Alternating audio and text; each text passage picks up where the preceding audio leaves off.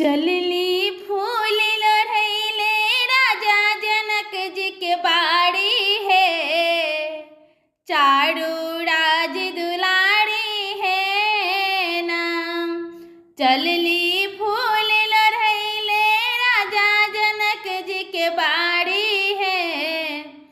चारू राज दुलारी है नाम। आगा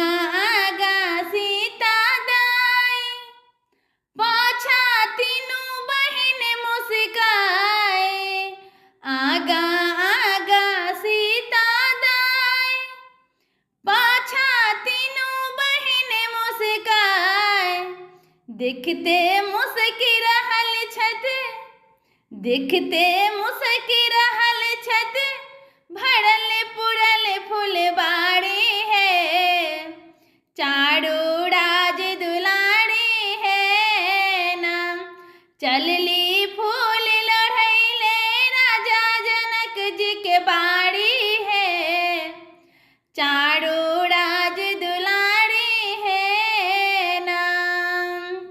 सीता सिर्फ लोढ़ै छथ बेली, उर्मी तोड़ै फूल चमेली।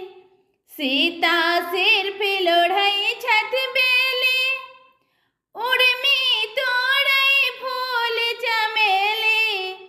देखियो मांडवी गेली चंपा कुसुम कियारी है।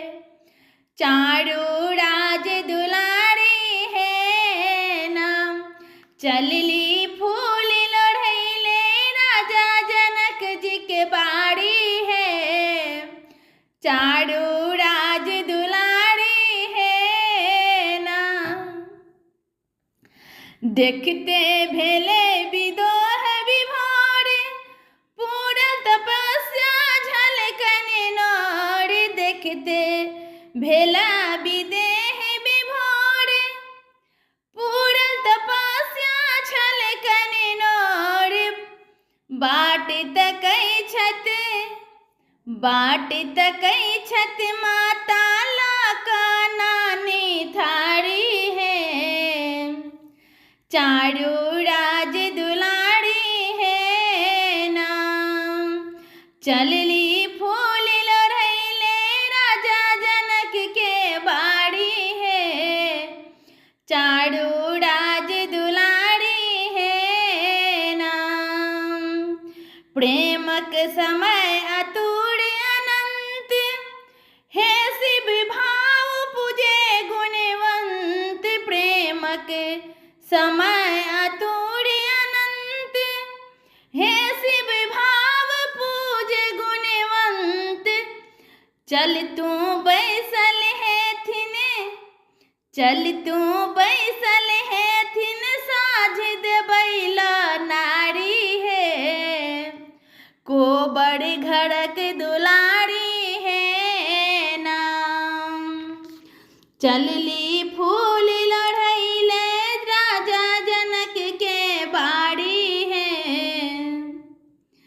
चारू राज दुलारी है नाम। चलली फूल लोढ़ैले राजा जनक के बाड़ी है।